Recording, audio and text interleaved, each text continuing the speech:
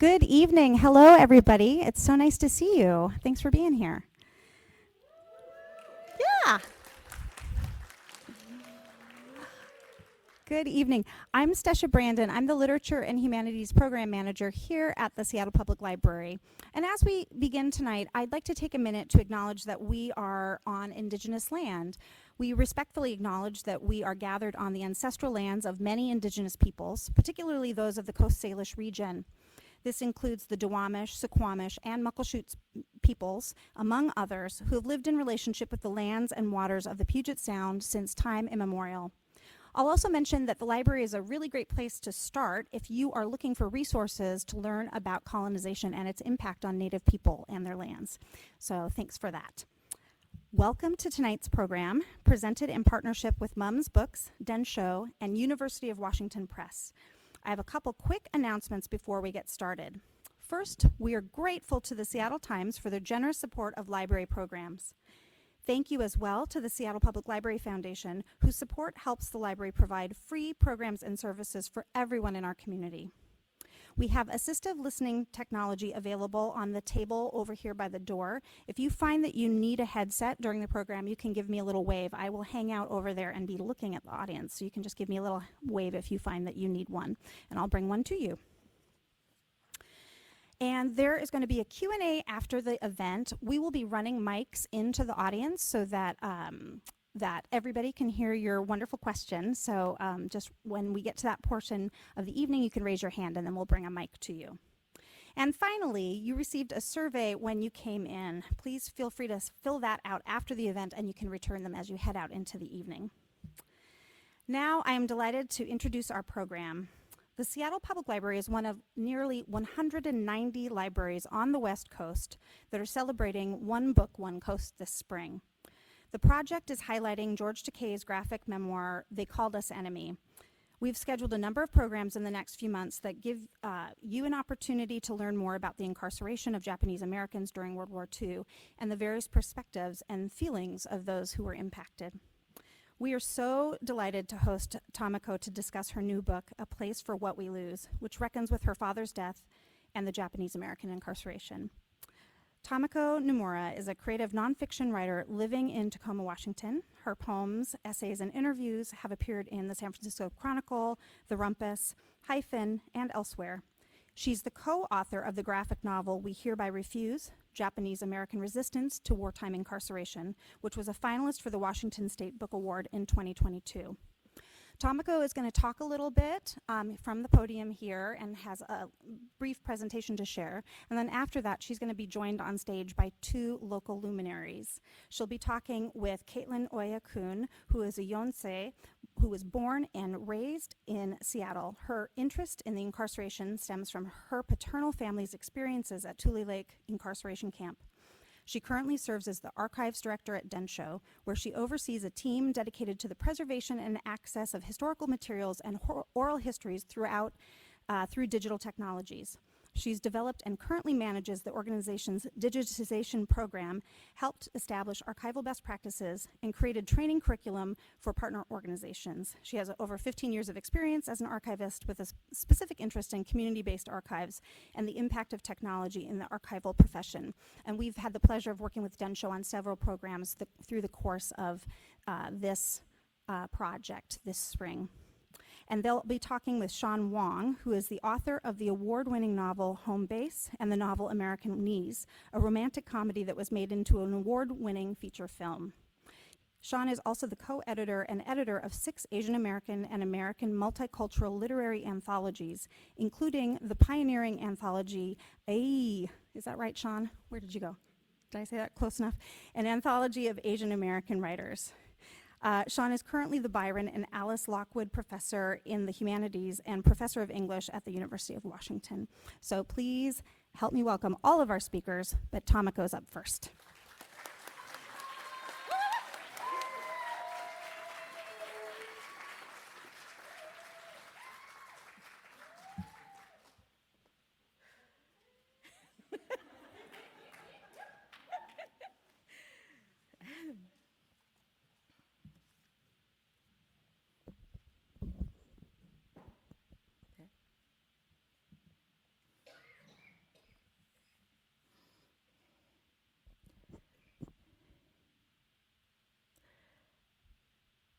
2010, wind phone. After the terrible 2010 tsunami in northern Japan, I learned that a survivor set up a phone booth where you can speak to the dead. Thousands of people have visited Japan's wind phone to have conversations with loved ones they have lost. The phone is not connected to anyone or any place, but it seems to provide great solace for visitors. Since then, other wind phones have emerged in different locations around the world. As a scholar, my duty would be to take my dad's book manuscript, write an introduction or an afterword, and try to publish it. A curation, a preservation, a presentation of an artifact into a portable museum exhibit, packaged into something that readers would easily understand and digest. But I'm no longer a professional scholar. A museum, an exhibit, is only as alive as the people who visit it. As a daughter, there's the need to prove myself a dutiful daughter, one worthy of the book's caretaking. But as a writer, as an artist, something in me chafes. Haven't I been reading camp stories for decades, since I was a child? If I'm not careful, I can become cynical, inured to the parts of the camp story that seem to be told over and over again. I want to give just enough information, but I do not want to give a complete tour through my dad's book. Selfishly, perhaps, I want to show what resonates the most for me as daughter, as descendant, as writer. There are terrible parts mixed with wonderful parts. Life in camp, the book reminds me, is still life. I want a different camp story, one that takes into account the non-linear emotional clock and the echoing chronology of grief that moves beyond clearly defined stages. How did my dad reach a place where he could title the final chapter, "This is my country"? How did he deal with the unresolved melancholy and bitterness that haunts that final chapter? Losing my career has stripped me down to a 10-year-old child who wants to talk to her dad again. I think, perhaps, in my dad's book, I will have my own wind phone.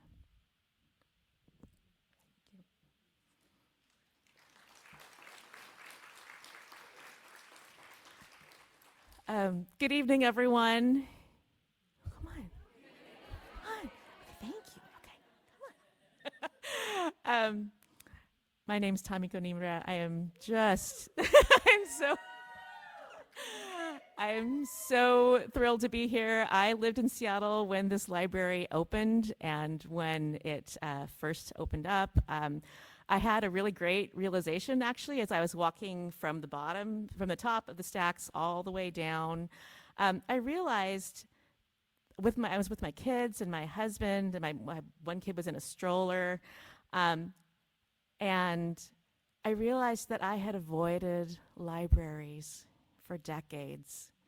And part of that was because my dad was a librarian, and I associated libraries with him and with his untimely death when I was 10 years old.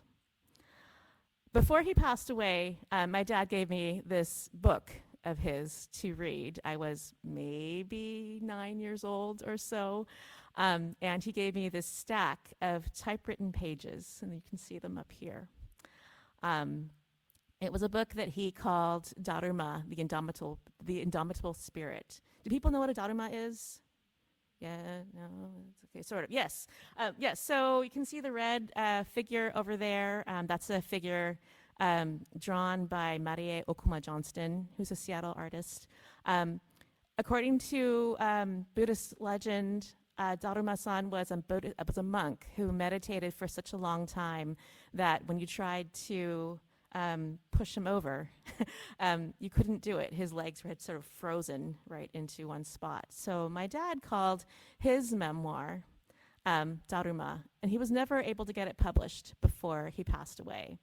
And because he passed away when I was so young, I kept a lot of things locked up in both emotional and physical drawers. I associated his memory with a lot of pain, and I associated things associated with him with pain, including libraries.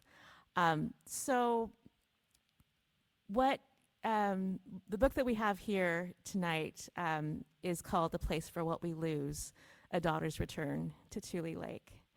And I started writing it when I was losing my career as an English professor, and remembered that I had this stack of typewritten pages in my desk drawer, and maybe it would be a good thing to go back and revisit them.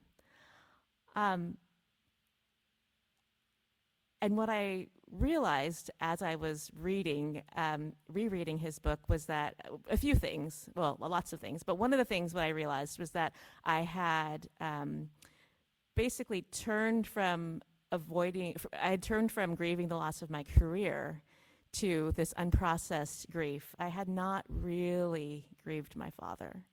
And this is several decades right after he'd passed away. So I decided that I was going to reread his book. I ended up processing a lot of grief as I was writing it. And then I decided to go on community pilgrimage to the place where he and our family were incarcerated. And I was still this recovering academic. I thought for sure that it was just going to be, I'll take in the landscape, right? I should really see what it's supposed to be, what it was like. I'll, maybe, look at some of the sites that he might have seen. And what I found on pilgrimage was that it was such a powerful thing to be in that place of pain and trauma and resilience and love and death and birth. And I had, at the end of the pilgrimage, towards the end, this huge, ugly cry. And I didn't know where it came from, strangely. I don't know why I would think that this was not a thing to cry over, but it just sort of erupted out of me, and I didn't know how to understand it. And so, in part, I wrote this book to try to understand that moment when I was really feeling all of these things. I was feeling the loss of my dad, I was feeling the loss of my career, and I was feeling the collective losses of my Japanese American community. So what we have here then is really, two books, but not all of my dad's book. Part of my dad's book that I decided to selfishly choose selections from and contextualize excerpt for you. There are places where I contradict him. There are places where I provide different kinds of context or different viewpoints on his writing. But I knew that I wanted the book to be a dialogic one. I wanted it to be a conversation with his book. So I just have a few images to show you. I have this amazing amount of family archives, which we'll talk about in a little bit. One of the family archive things that I found was a picture, of my dad at Tule Lake. But I didn't know that picture existed until maybe 2015 or 16, when my oldest aunt passed away and I inherited her scrapbook. And I kept looking through the scrapbook. It's huge. And I found this picture. So there's my dad, Taku, on the right. Just in case, this is an audience that should be relatively familiar with the incarceration, but just to show you where we're talking about. Most folks in the audience probably know about Minidoka in Idaho, or Heart Mountain out in Wyoming. Tule Lake is the Northern California, Oregon border. So you can see that at the top here of the at the top of California's outline. I also have here my dad's manuscript. I brought my working copy of it because I didn't want to keep handling his original pages, but I made a working copy, and I thought, because Densho's here, that people might want to take a look at it, and I've entrusted it to their keeping for the night. So you can go over after the formal program and take a look at my dad's manuscript. And last, this is a picture that I think we'll probably maybe leave up during the conversation, but this is a picture that I took at the Tule Lake pilgrimage in 2014. I believe we were getting ready to visit the latrine. Does that look right, Linda? Like the latrine foundation? Yeah, I think right there. Definitely, there's almost nothing left at Tule Lake physically. And so you have to do a lot of work sort of imagination-wise and with, context, with docents, with a community pilgrimage if you can. But it was still really powerful to be there and to see both what was there and what was not there. So I'll invite Caitlin and Shawn to come up, and we'll have a little conversation, and then we'll have some time for questions and answers.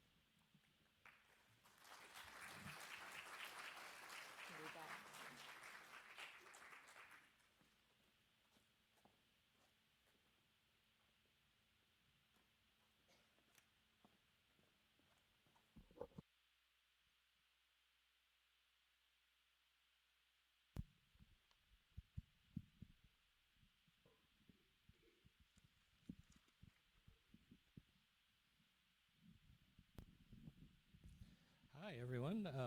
I'm Shawn Wong. I'm going to be the moderator of this, keep us on time and on track. But first, I really want to thank the Seattle Public Library for hosting us, and Tamiko for that great presentation. But I want to talk a little bit about the University of Washington Press actually gave me a manuscript of Tamiko's book. And as somebody who reads a lot of Asian American literature, I go, oh, it's about Tule Lake. This should be cheerful. Light reading. Light reading, and I've read a lot of internment literature, and the University of Washington Press asked me if I would consider it as part of my Asian American book series, which I started in several years ago. And I started reading Tamiko's book, and I couldn't put it down. It was really an unusual and innovative take on what is quote-unquote internment literature. And she really made her father's story her own, too. And so there's these dual narratives in there that are really compelling and tell and really bring two generations of writers together. It's not just simply somebody writing their father's story or explaining their family history, but you can really see a writer at work. And one of the things I want to point out is that Tamiko also uncle. Hiroshi Kashiwagi was somebody I met way back in the early 70s when I was a beginning writer, and I lived in the Bay Area. I met Hiroshi, and it was eye-opening to meet writers of the older generation of Asian American writer. And still to this day, Hiroshi has written one of the most challenging, eye-opening plays about the internment ever written, Laughter and False Teeth. I teach it almost every quarter. It's spellbinding, the kind of writing. And I have to tell you this one story about Hiroshi. He was such a serious writer that he had a box in the basement with a door on it. So he went down into the basement, opened a door to this box, and went inside the box and wrote. In the basement, inside of a wooden box. Sound booth, we like to call it, but sure. And I remember asking Tamiko, is that true? I heard it when I was in the 70s, but my memory, I don't know if I just embellished it. She goes, it's true. And he was a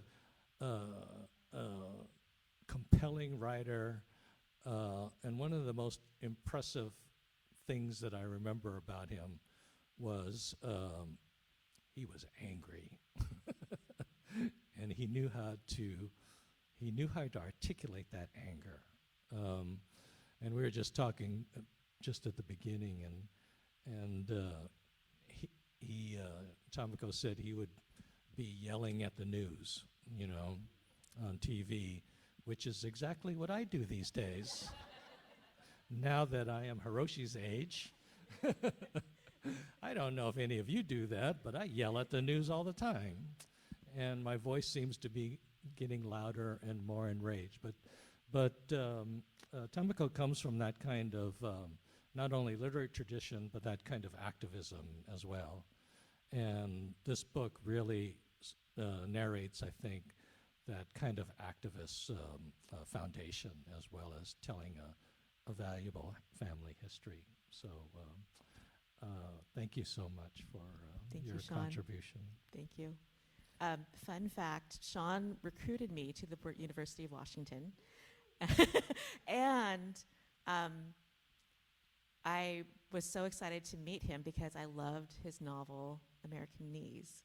And so when we met in his office, I had this very fangirl, like, hi, I loved American Knees. But I ended up being his research assistant for a year. I'm so sorry. I could have done a much better job now.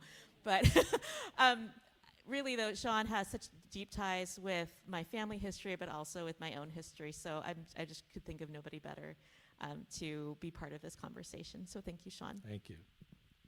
So let's get started.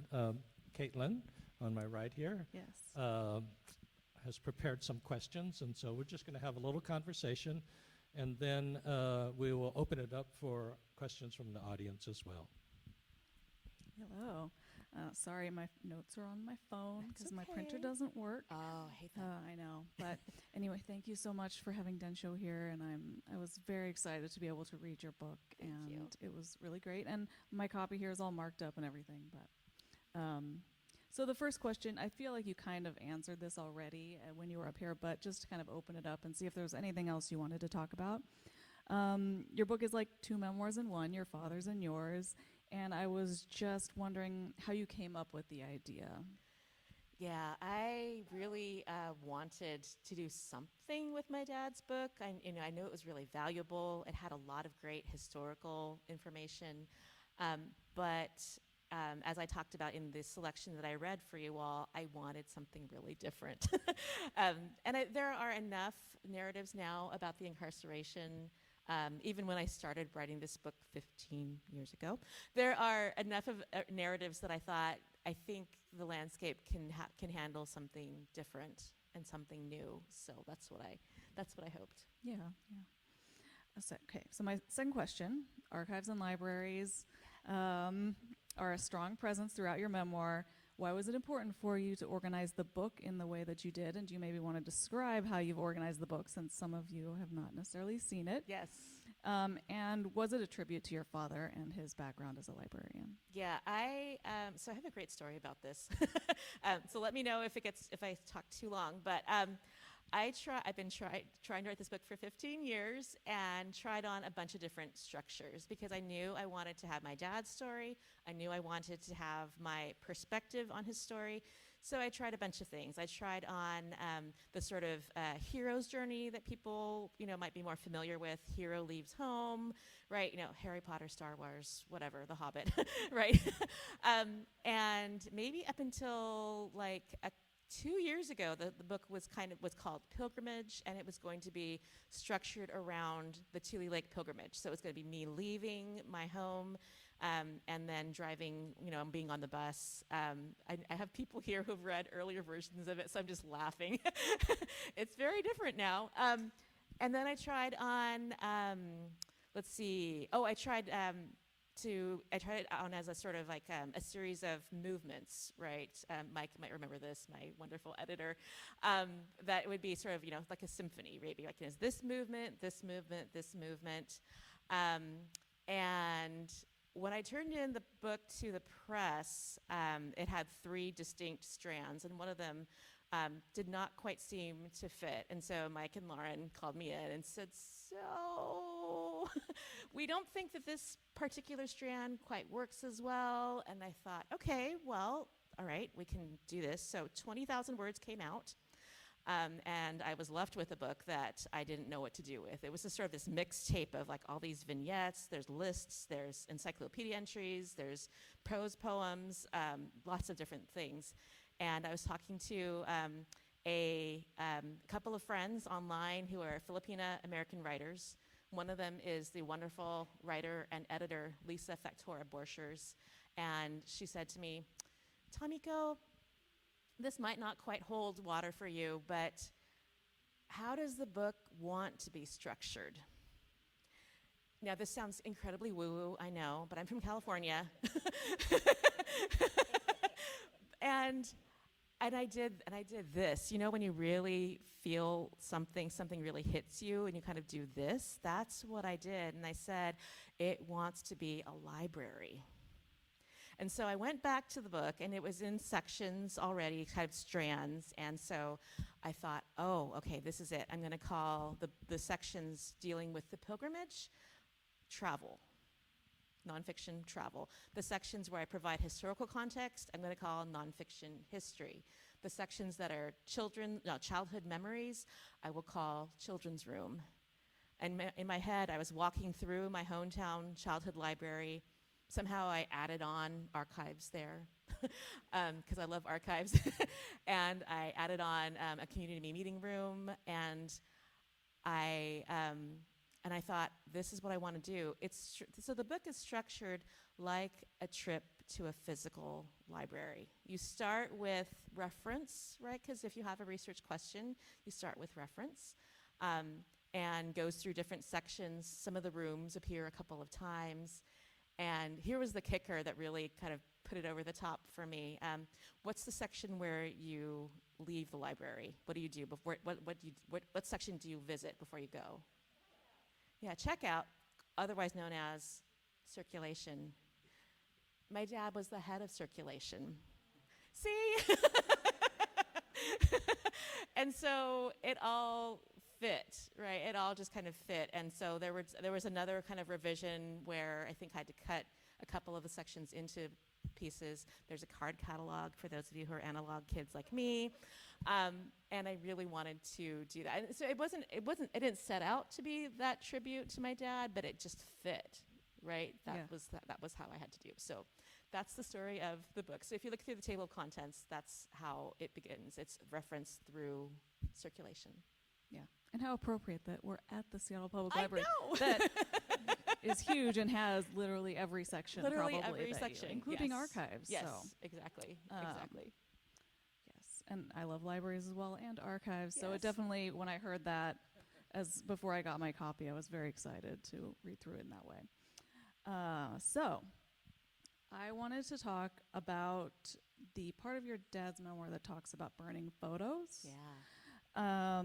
As an archivist, I'm personally haunted by stories of us losing photos and artifacts and letters to fire.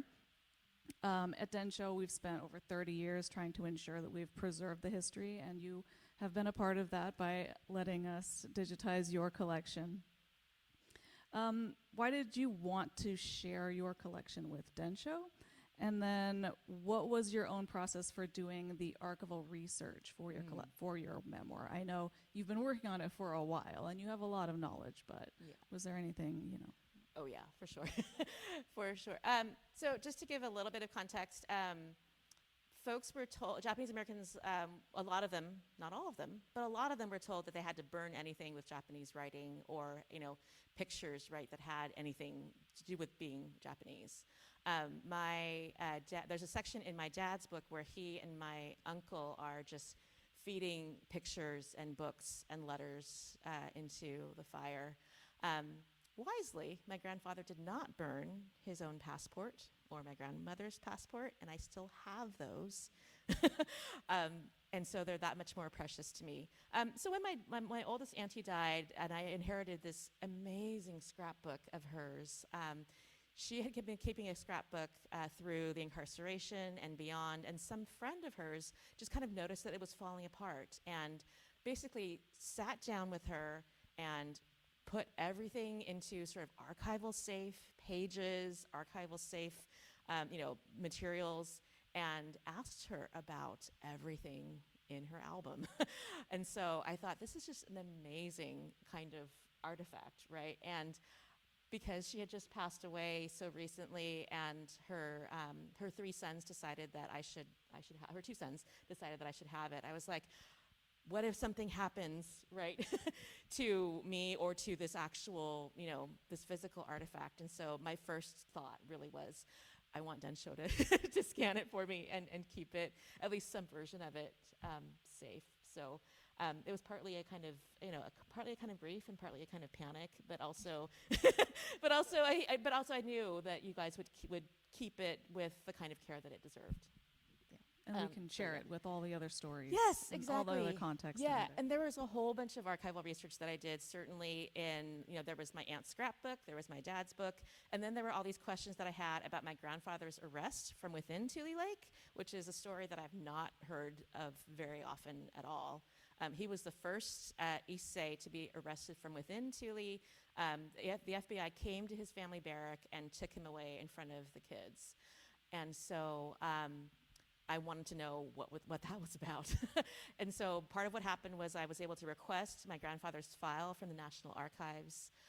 A dear friend who lives in DC, offered to go to the archives. She scanned some 200 pages of his file and sent that to me. There are other things that I did. I looked through Densho for things like, I was really curious about bitterness and how my dad mentions the word bitterness, and that doesn't come up very often in Nisei, discussions and interviews, but I was like, what?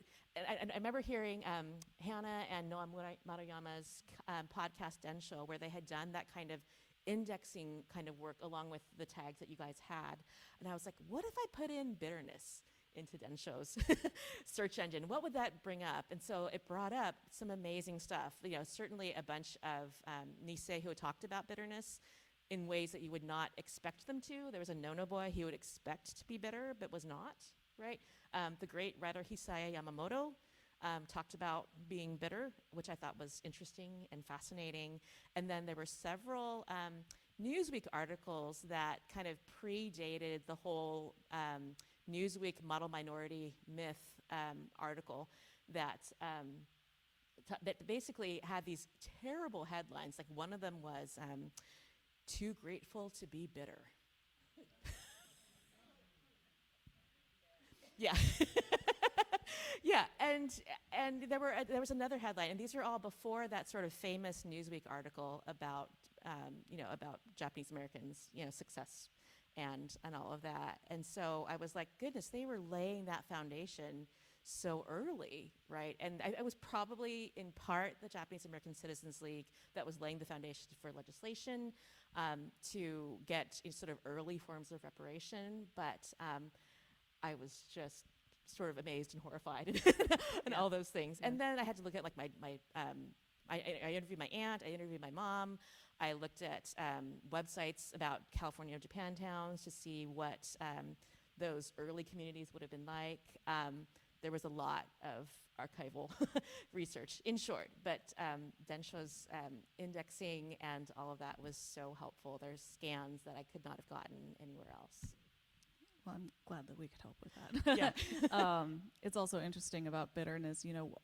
Most of those interviews are from the late 90s, 2000s. Yeah. So it's interesting to think Yeah. about how bitterness may have changed over the Mhm. years, or maybe it developed Yeah. further, as they got older and as different things happened. So, Right. which is also interesting to compare your dad's memoir, which was written in the 60s. Well, yeah, right? 60s, Yeah. I think. Yeah. There's only one date attached to the manuscript for sure, and it's the month and the year that I was born. Maybe you are See? the reason why. Oh. Thank you for that. Okay, I wanted to talk to you about your discussion of what you called camp grief. Yeah.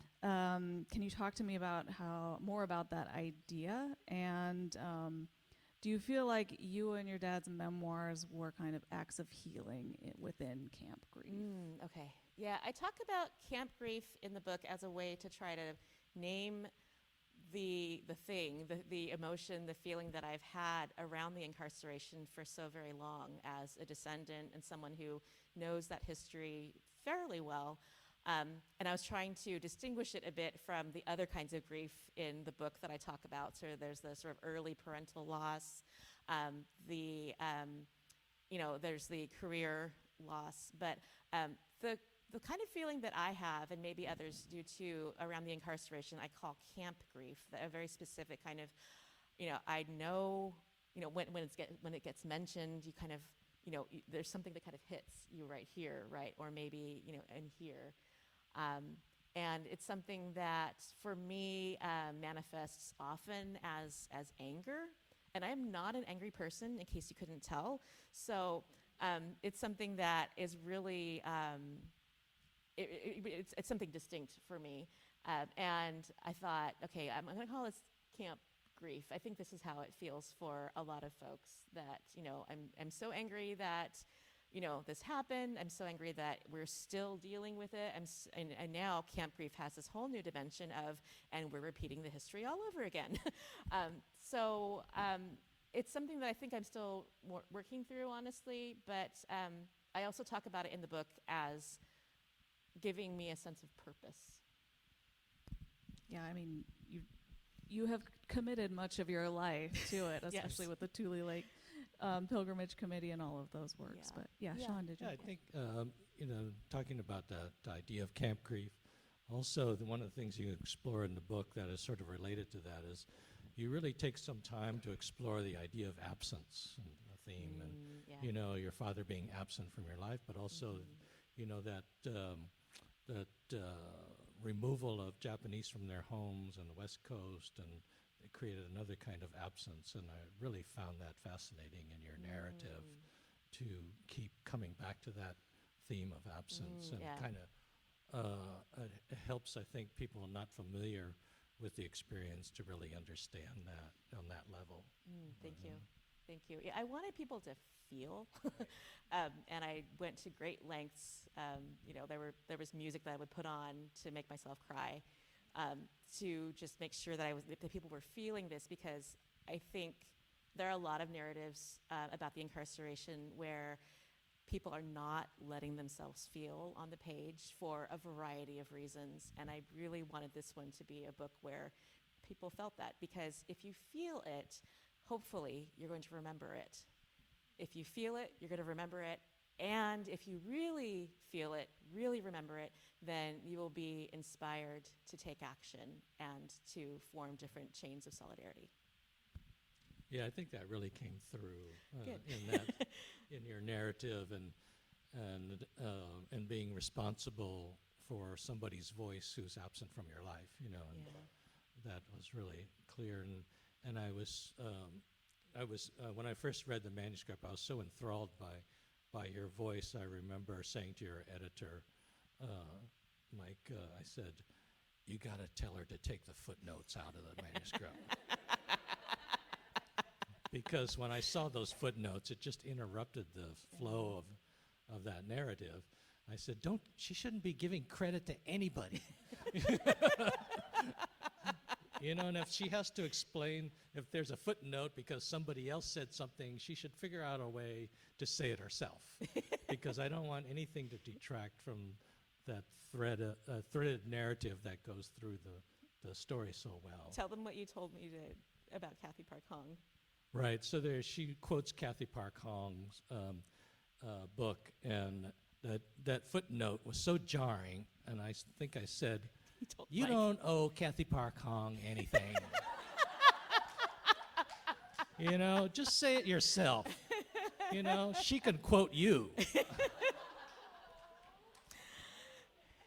What can I say? I'm a recovering academic. But you were I'm tempted, right? I'm still trying to figure out how to recover. You were tempted to put in endnotes. I mean, were there endnotes? No. No, yeah. No. Were you tempted, though, No. as an academic? No. Okay. No, actually, I wanted. So Ross Gay does these fantastic creative footnotes. So I was like, maybe I could do something like that. But it's okay. I ended up incorporating stuff into the main text anyway, where it was necessary. And and because I'm a librarian's kid, I got a resource list over there that you're free to take with you for additional reading and resources. All right. So this is my last question, which I think puts us pretty well on time here. Yeah. Cool. So when I finished your book, I was left with the idea that understanding camp and community history is kind of a continual process that you're just going to keep revising and revising.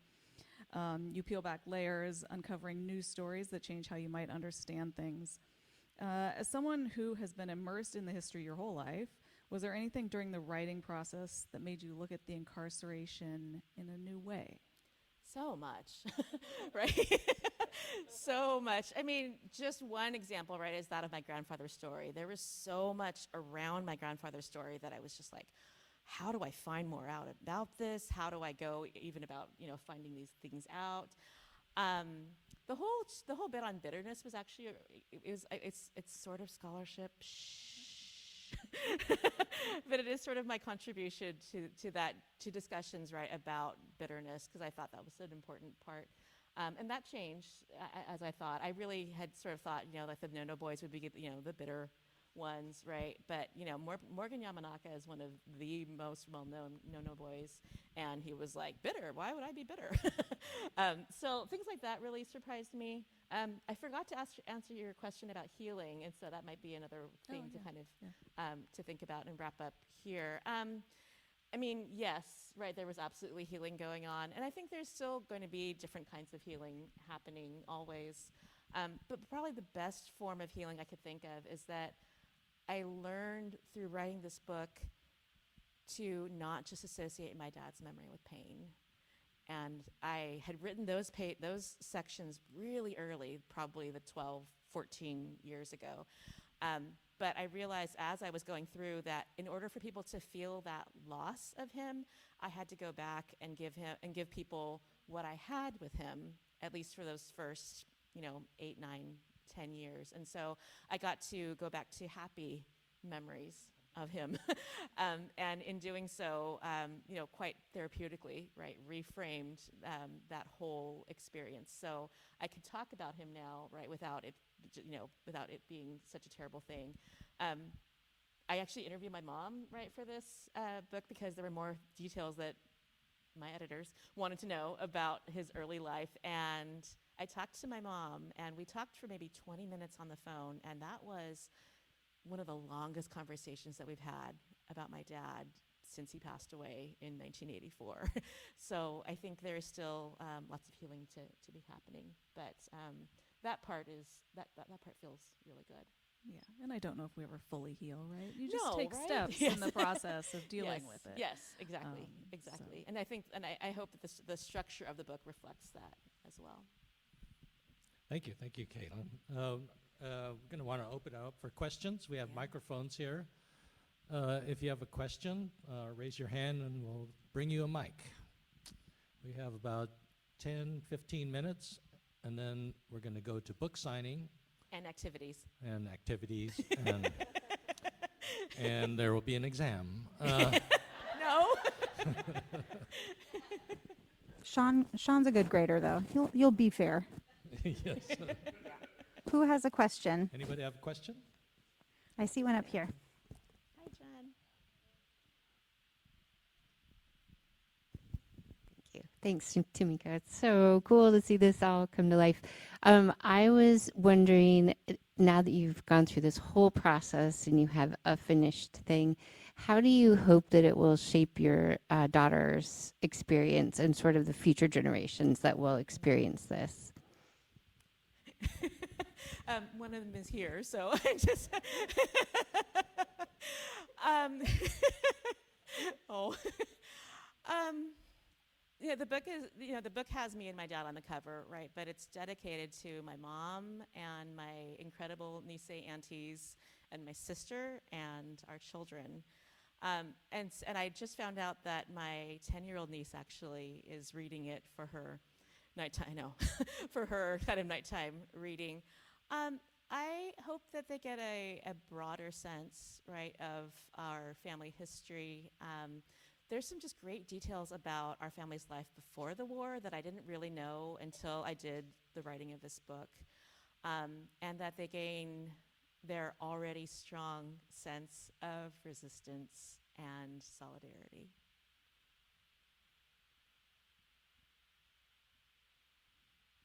Great.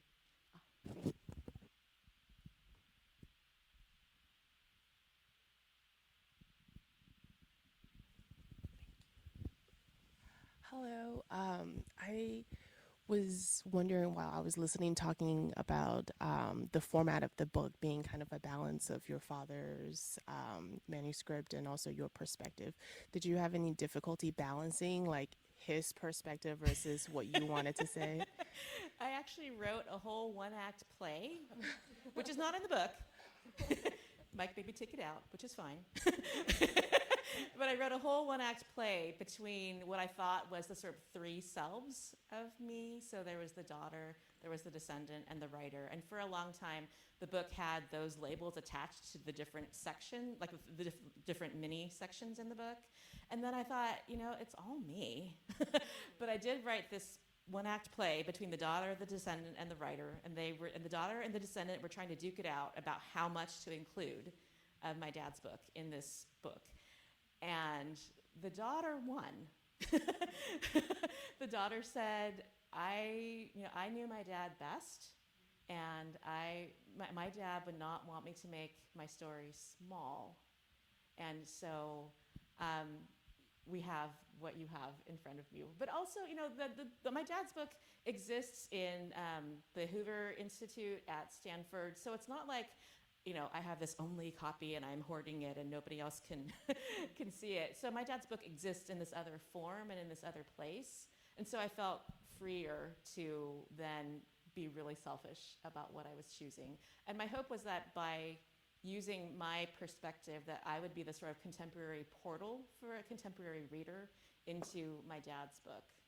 Because if I wasn't careful, the incarceration story really could take over the whole part of, but just telling my family's story could have taken up the whole book, right? But I was really interested in that friction in between and that dialogue between the generations and the perspectives.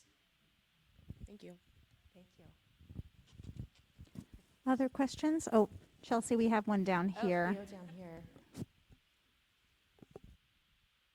Theo, one of my writing teachers who saw early versions of this too. Because then they'll know how selfish my question is.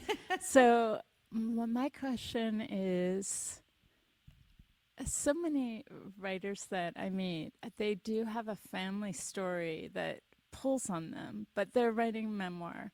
Or maybe they're not in memoir, maybe they're doing art, but there's always this pull of a family story. And I was wondering, after this 15-year odyssey that you've been through, where I really think the way you're describing it, like you had to go through that struggle to make the book that you've made. And so what advice would you give that person, that writer, creator? Who wants to write that family story? Well, but is having a hard who time? wants to actually to make something of their own, but has a family story that's pulling on them, like a very similar to you, where there's something behind them in their ancestors that they feel responsible for, but yet actually it's more they want to express something of their own. I think you have to write something like a one-act play, maybe not a one-act play, but something like that for yourself so that you have a clear sense of why you're making the choices that you are. Some people might have chosen, maybe UW Press would have still taken this if I'd done the introduction and, my dad's book and the conclusion. But I think part of how I deal with hard topics and writing hard topics is I play, right? I play with the container or play with the genre or the format, and that made it easier to write this hard family story and put it all together. I wanted to let the artist win, and maybe that's the advice that I would have given. I wanted to let the artist win. Well, and I think what you're saying about playing is important. Yeah. Oh, closer? Yeah. Oh, okay.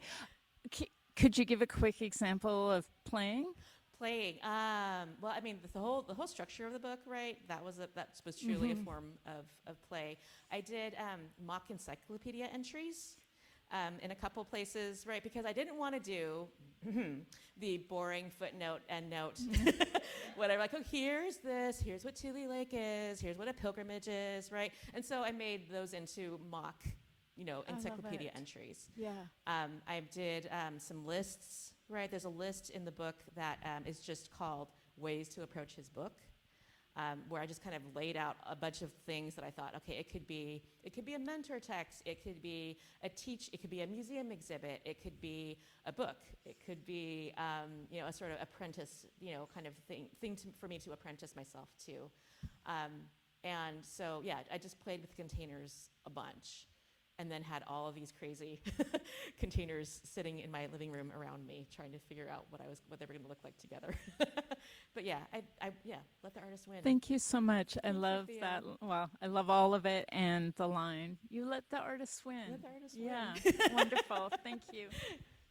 And certainly, and this, I want to just add that not all presses would have let me do this, right?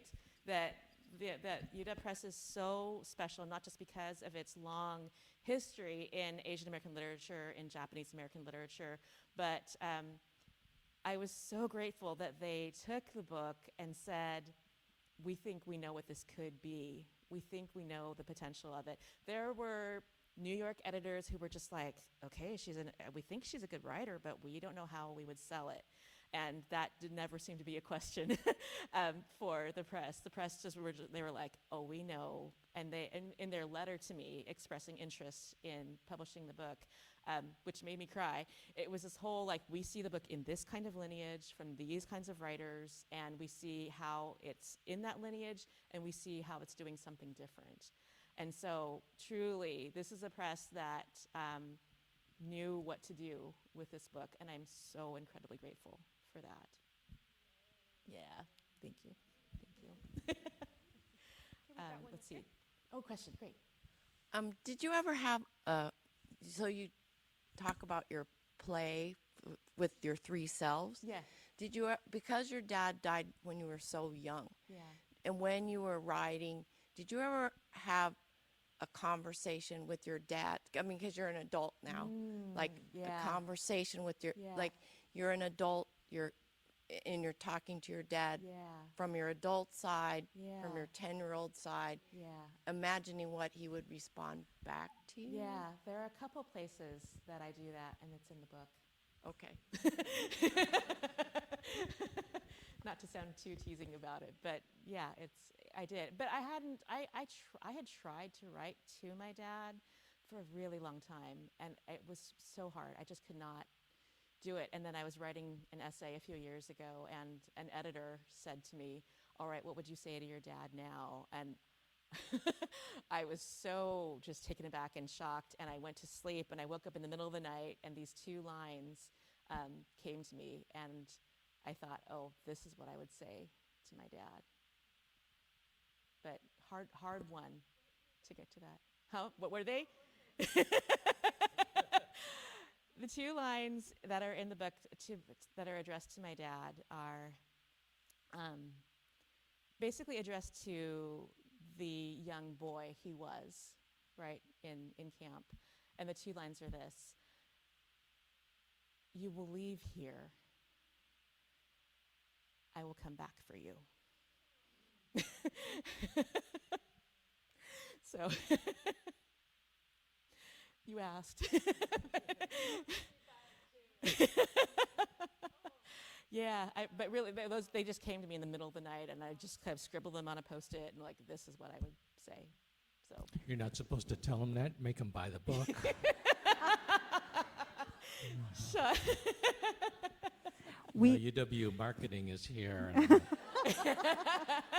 wow. Molly, are we in trouble? Spoiler alert there. Please buy the book anyway.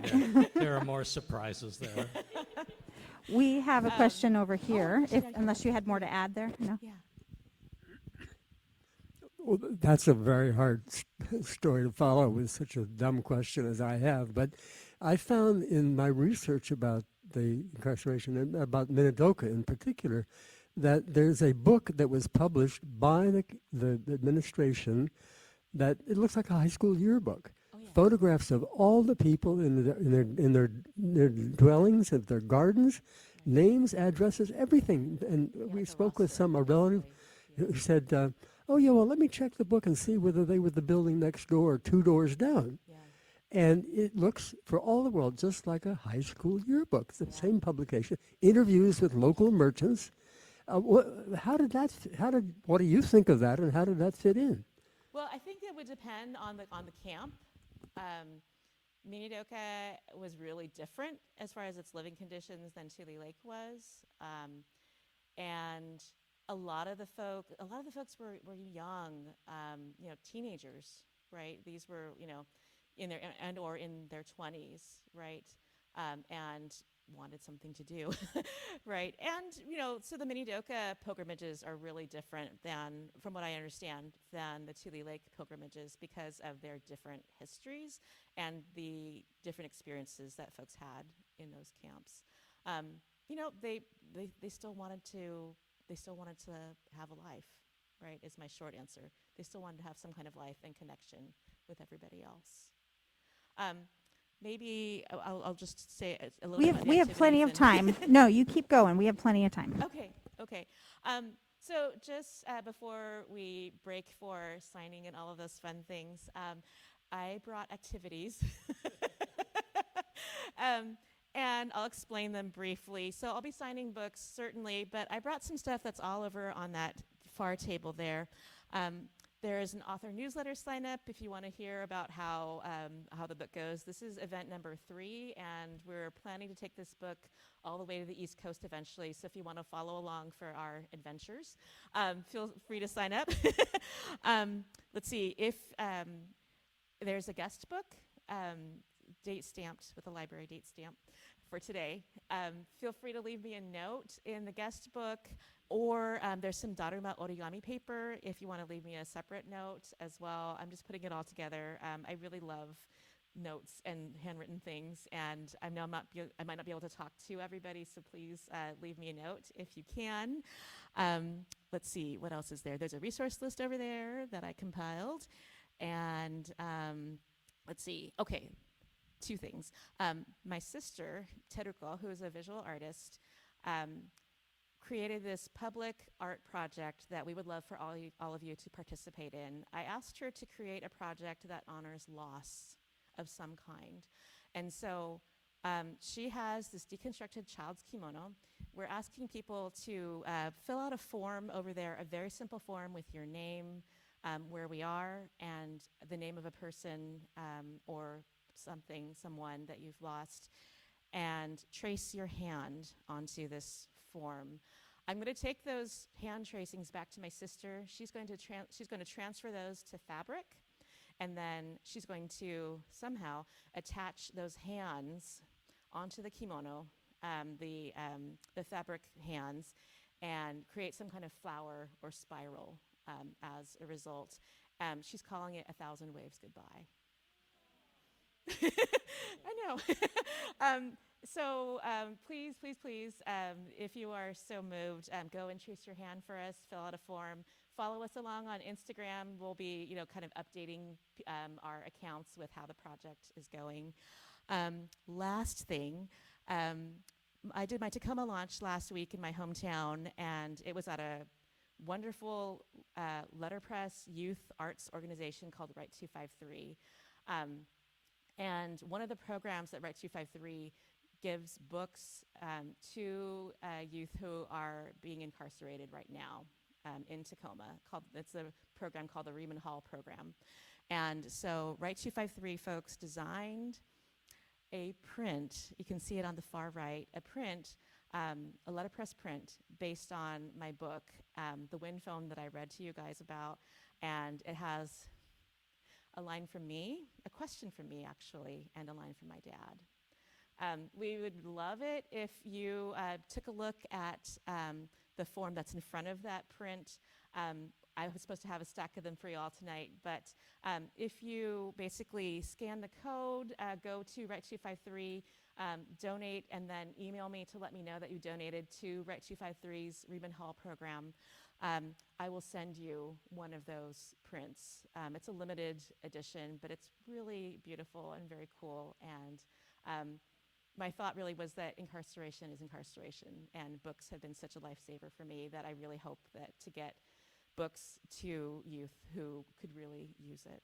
So thank you all for coming. Thank you to the library for hosting us. I'm so grateful to have you here. Thank you to Shawn and to Caitlin and Moms and Seisha.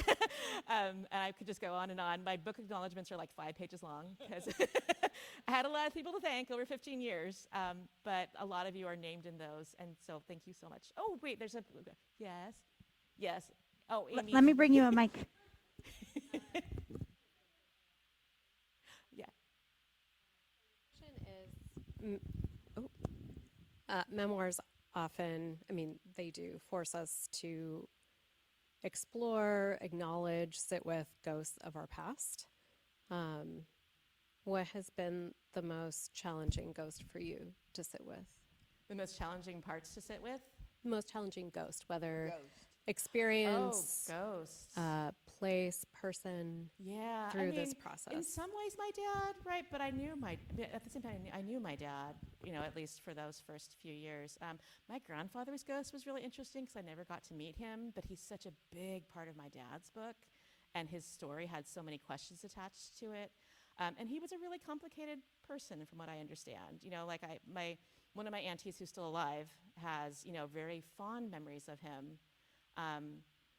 Being really generous, being this kind of over the top, larger than life kind of personality. He loved to dance, he loved to act, but was also an alcoholic, from what I can tell, right? And probably was also abusive in some ways for some of the members of my family. And I feel like there's a lot for me to uncover still with his story. I really missed my grandmother when I was writing this. I really wanted to know more of her story. And my dad's book has almost nothing about her, really. And I was kind of like, why not? Why isn't there more? But I think this book was my dad's grief book, like that he was writing about losing his dad, because his dad died in 1960. So I think he embarked on writing this book as a way to grieve his dad. Yeah, more generational stuff. So yes, I'll be signing books. Mom has them over there, and then there are activities for you. I believe we don't need to necessarily. Where's Stacia? We don't necessarily need to leave here until like 8:30 or so we're good as far as some time goes. I love how you're trying to take care of us, but I think we want to take care of you. Can we give you a round of applause?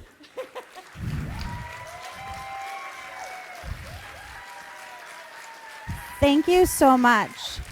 Really, thank you. Thank you.